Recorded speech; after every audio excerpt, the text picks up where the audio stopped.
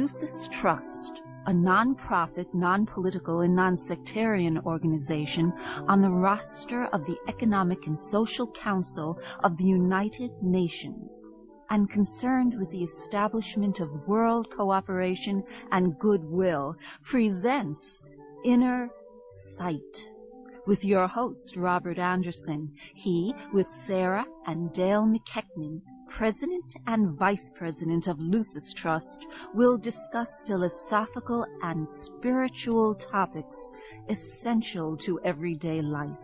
Now here's your host, Robert Anderson. Hello, ladies and gentlemen. Welcome to Inner Sight. Our topic today is death and dying. And one of the reasons we've chosen to follow this theme today is because it's probably one of mankind's, if not the major fear of all of mankind, and I think that if we can do something to alleviate that fear, it would free us in many ways to lead a more comfortable life without that fear that often becomes very subconscious and sometimes influences us without us even knowing it. And so many things that we do, psychology today speaks about so many of the things that we do that are negative are very often connected with our deep-seated fears, such as fear of death, whether it's alcoholism or excessive smoking, that in some strange way they're related to our fears. So I think for so many reasons it's worth discussing this subject. And I think first of all I'd like to ask Sarah and Dale this, and that is, what is death? How would you define that, Sarah and Dale? Essentially, I think you could say that death is an event in consciousness, but it's so understandably associated with the body that we tend to think of it as something that happens to the whole person. But in fact, it's the release of the consciousness from the physical body. And as I was thinking about this topic, getting ready for our program today, I did some reading in a book on death that gave interesting insights on the meaning of death from different world religions. Some of them are really quite inspiring. For example, Judaism says about death, "This world is like a vestibule before the world to come. Prepare yourself in the vestibule that you may enter the hall." Obviously, the hall being the life after death, the realm of nearness to God. And Christianity says, as many of us are so familiar, don't store up your treasures on earth, where moths and rust consume it. Store your treasure in heaven, for where your treasure is, there will your heart be also. Meaning, don't put all your emphasis, all your meaning, and all that you value on the earthly realm, on the physical plane. Remember that there's a life beyond the material realm that death leads into. And Tibetan Buddhism has a lovely definition of death. It says that death is entering into the clear, cold light, which I think evokes a wonderful image of reality with a capital R. Yeah.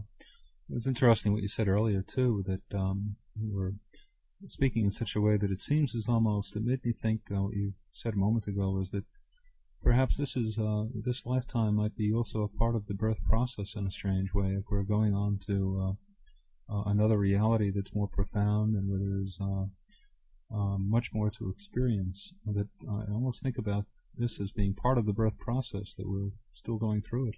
Mm-hmm.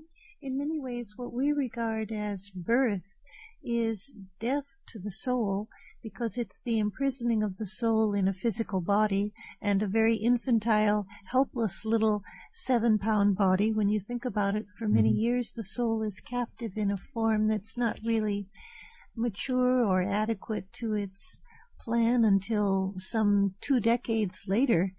And death is the birth of the soul into the freedom of life beyond, and without the restrictions of a physical encasement.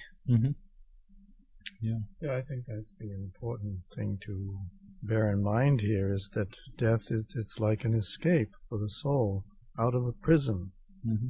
and it's an escape it's an entrance into a fuller measure of activity for the soul, into a fuller life, as it's been described. And that's the important thing. We tend to look at it from our angle, and that it's the end of everything, but it's not really, because even the appearance of the death of the physical body is an illusion, because the body does disintegrate eventually and it disappears, but the substance of that body continues on in its own state, and the being that inhabited that body is still very much alive and very active and going about its business, planning for the next stage, whatever that may be. Mm-hmm.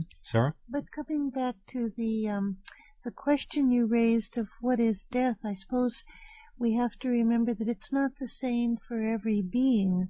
It depends, as I said, on consciousness, and that means that according to the state of one's consciousness and the depth of one's consciousness, that affects how one goes through the death process, according to the spiritual teachings found in writings such as those of the Ageless Wisdom or the books of Alice Bailey, among many other great writings. So that for someone who's a simple person, a good person, perhaps not deeply educated, and one who hasn't thought a great deal about spiritual matters, death is apparently very much like going to sleep and forgetting. The mind lets go of all of its earthly experience because there wasn't a great deal of spiritual knowledge to prepare it for the exit from the physical body.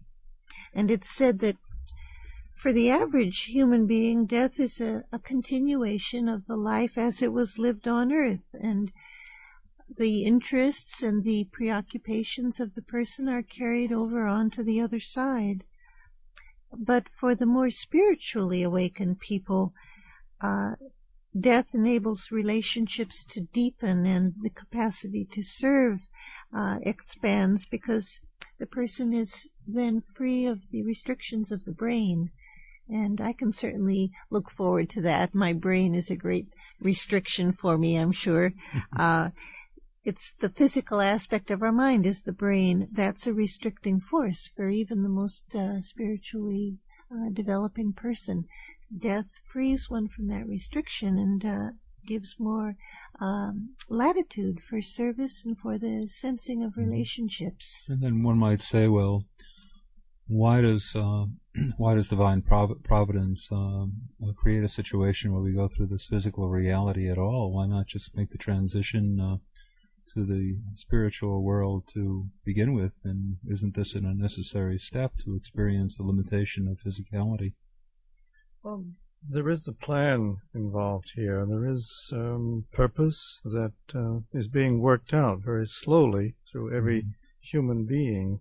And many people maybe go through life and they think they have no purpose at all, but in fact, spiritually, there is a very big purpose at work, because there is this thing called perfection, and reaching towards a more perfect and a more refined nature, more refined in our tastes, more refined in our appearance and so forth.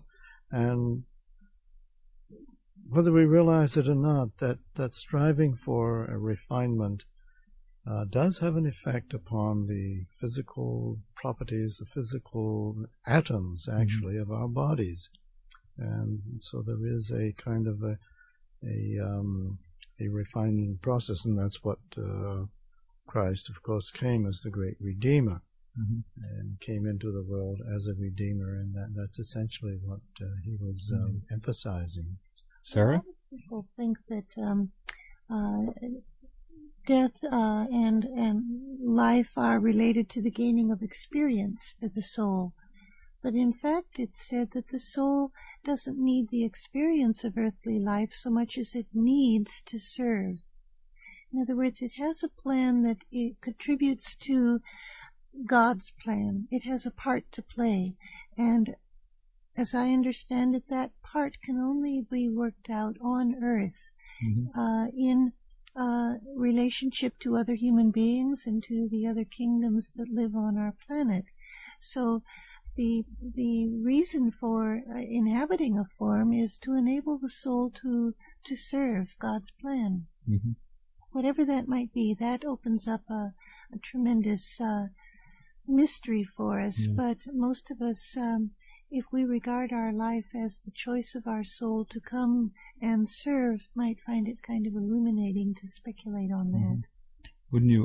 What I gathered from what Dale was saying too, in regard to the refinement of the self, and to attempting to attain perfection, that perhaps in seeking those two particular goals, perhaps maybe there's only certain lessons that can be learned in the physical body. Perhaps that's it too, that perhaps cannot be learned in the spiritual state. Was that what you were referring to, Dale? Yeah, sort of like that. I think because there is a larger plan at work here too that we have to bear in mind, that the soul isn't just in the world just for its own sake, because it too is following a larger plan, the plan of God essentially. And a great plan is being worked out. We don't always see it, can't always see it, because we're so much a part of it and we're so much involved in it.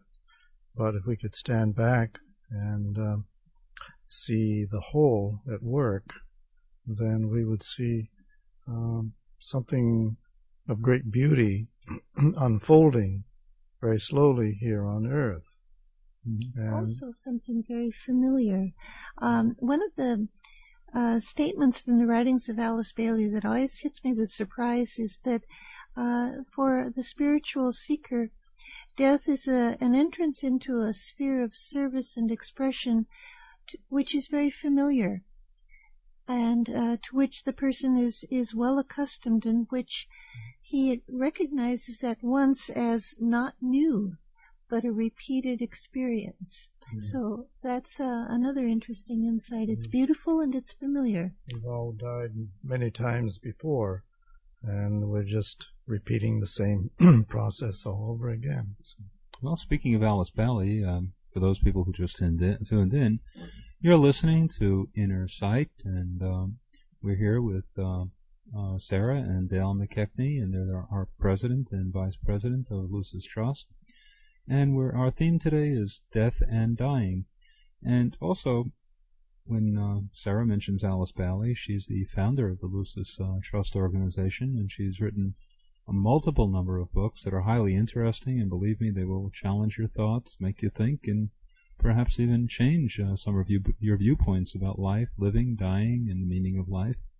So if you'd like to order some of our books, you certainly may do so. Our number is, you can call us on our toll-free number, 1-866-NY-LUCIS, L-U-C-I-S. That's 1-866-NY-LUCIS, L-U-C-I-S. Or to make it easy, if you're driving along in your car, you can think of 1-866-New-York-LUCIS, and that'll help you to remember it, a good mnemonic device. Or you can contact us on our website at www.lucistrust, that's LUCISTRUST.org. That's www.lucistrust.org. Or email us, newyork@lucistrust.org. And there are so many books that we have. And Sarah, what books I would always recommend the autobiography of Alice Bailey to get people launched and started, and more or less learn how it's all come about. And it's a very interesting autobiography at that, and all the challenges and the adversity that Alice Bailey faced, and what brought her to the point where she began an organization that was involved in very in-depth thinking and examining life, probing the meaning of life, life and death. And then also in relation to the show, since it is a show on death and dying, Sarah, what would you recommend? Which book? Well, there's a compilation of extracts from all of the books of Alice Bailey, which is called Death, the Great Adventure. And that would be the best place to begin, I think, for one who wanted to read on this subject, Death, the Great Adventure. Death, the Great Adventure, for anyone wanting to read on the subject that we're talking about today. And I just would like to say, too, that we can also, these books can also be purchased at Barnes & Noble. They can be purchased at Amazon.com. They can also be purchased at Borders and maybe a few other bookstores as well. But you can also order those books from us. Once again, you can order them at 1-866-NY-LUCIS. And we just want to go on to, I have another question for you. I'm not going to let you two get away with that easily. And just about the process of death. Sometimes the process is slow and painful, and other times, as with accidental death, murder, suicide, or in war, it's a rapid withdrawal. And how does this affect the soul? Well, I think it depends on the rapidity of death. Sometimes the soul has a certain plan in each life, and if the life is led to its fullest and to the full extent of the life, then maybe it has planned a slow withdrawal. That is sometimes the case through certain diseases. We know, like cancer may cause the process of withdrawal to be very long and painful. And believe it or not, I hate to say that the pain does have a certain learning to it. There's a certain lesson to be learned through pain. Not that we have to experience the agony of pain to the extent, to the fullest extent, but it sweetens the nature, doesn't it? Quite often. There is a reason for pain. It's very deep and esoteric, and I don't understand it all. But what this does to the soul, I think there are certain lessons that the soul is trying to work out here, and also other times in the case of an accidental death, the soul is not really affected by that, but the person is suddenly and very quickly out of his body or her body, and the soul just goes on.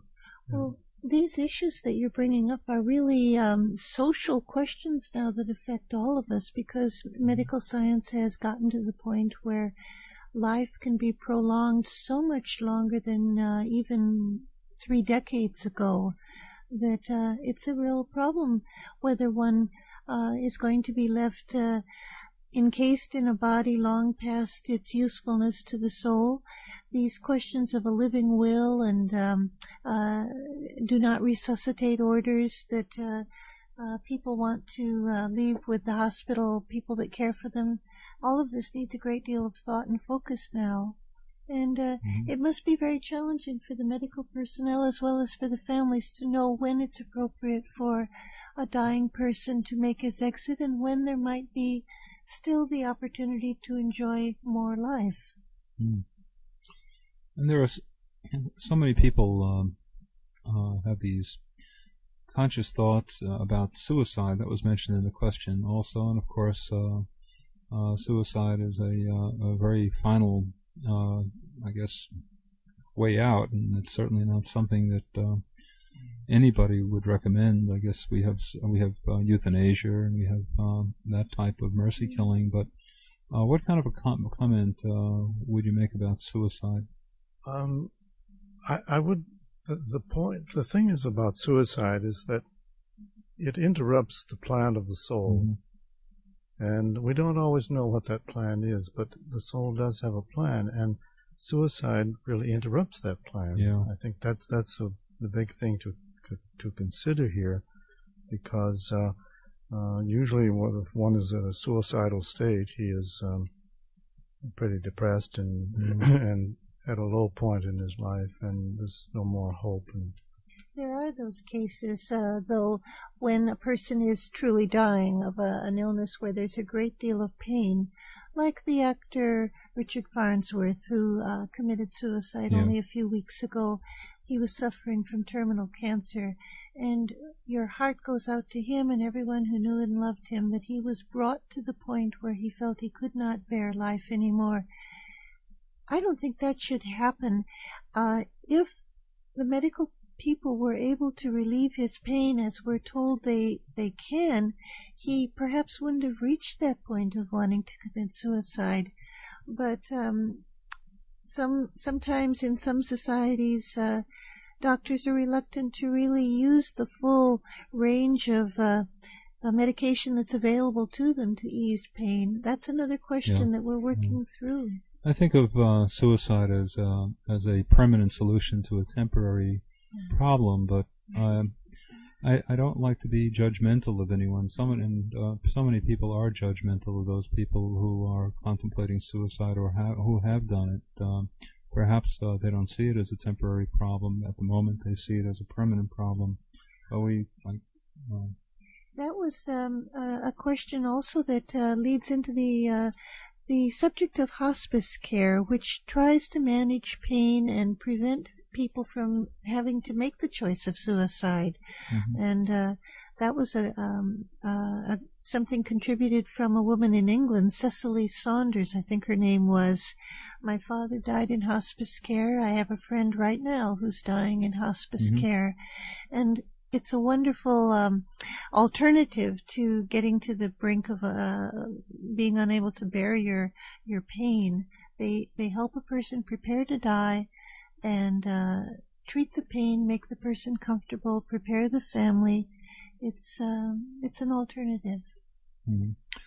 Well, I also have other questions too. I've got so many here, and one that I have is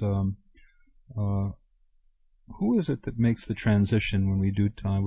Both of you are talking about the transition, and who is it that makes this transition? Does the person, does that being the person himself, does he go to heaven, and if so, where is heaven?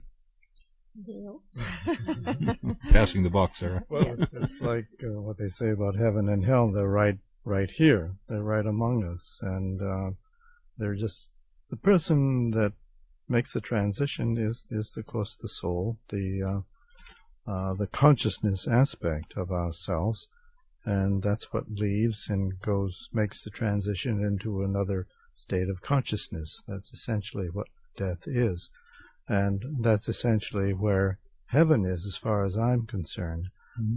It's moving into another dimension, but it's not up in the sky somewhere. It's right here among us, and the people who have passed over can look back and they can actually see, as I'm told, they can actually see us here in the physical world, except that they cannot contact us, because all contact through the life principle and the consciousness principle has been cut off, and therefore there is no contact with the physical world that they've left behind, but they can usually see the loved ones that are there. But then I think that they move on into this other dimensional state, and what they meet there in terms of heaven largely depends upon what their physical plane life has been like. So it may be just a continuation of what they were. And one of the reasons we're having this show too is we're fortunate enough in this generation that we're all living in to have read and heard so many cases of people reporting that they've died, and whether it was on an operating table or whatever the case might be, and that they have returned and had a profound sense of an afterlife. And many of them also report that they hate to come back. But one question too that I have for you is, do we have a guardian angel? So much in the Bible and various religions, guardian angels or reasonable facsimiles of guardian angels is spoken about. Do we have a guardian angel to help in the transition, and will we see our loved ones on the other side when we make that transition? Well, there's been, as you know, a great deal of interest in angels in recent years. It was a phenomenon, really, that permeated people's thinking only a few years ago. And I suppose there's some recognition, perhaps, growing in human consciousness of the role of the angels. The ageless wisdom says that each person has a guardian angel who stays with the physical form throughout the life of that body, and that when we die, the guardian angel sees us across the borderline into the abstract realm. It's also expected that we see many of those that we loved, although here I'm only speaking about what I have read in books. I have no idea what awaits us, even though I've probably died many times. I don't bring the memory over with me. None of us does, although except for a few very young children who seem to bring a memory of their earlier existence before they were born with them. It fades away. I've got a question that's on my mind, and I guess it's on a lot of people's mind. Why do we fear death so? I think because we don't remember where we came from. There's a forgetting that comes with birth in the body, and it's necessary, but it also creates this sense that there's a rupture. There's also the fact that people today don't see death around them as we used to. My mother often spoke about witnessing her grandmother's death in the sleigh coming home from Christmas Eve services one year when she was a girl. It made a big impact on her. It used to be very common that a loved one would be laid out in the parlor for viewing in the wake. Now people die in hospitals far removed from the public's eye. So I think that contributes to the fear. Mm-hmm. Yes, I think there is an ancient memory that is perhaps lying deep in our subconscious, which comes up at moments of crisis and when we may be facing death. And this is just part of the substance of which we're made.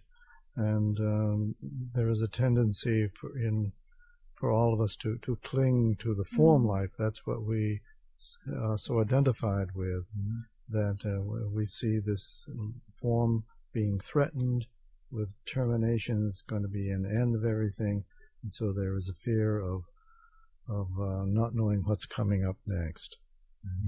That's also a very big concern. So, and maybe a lot of our religious training has helped us to prepare for heaven and hell, and there's a fear of not going to heaven and whatever.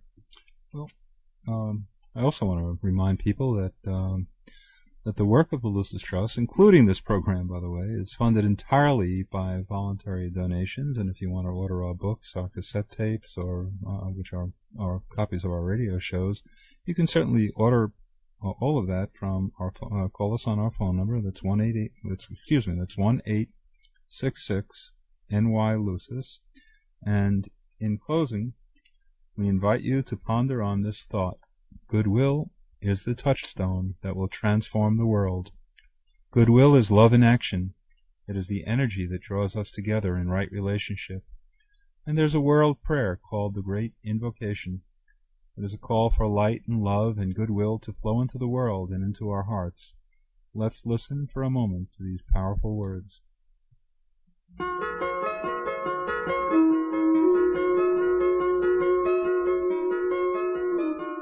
From the point of light within the mind of God, let light stream forth into human minds. Let light descend on earth.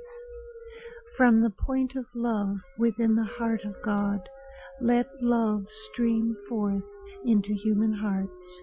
May the coming one return to earth. From the center where the will of God is known, let purpose guide all little human wills, the purpose which the masters know and serve. From the center which we call the human race, let the plan of love and light work out, and may it seal the door where evil dwells. Let light and love and power restore the plan on earth.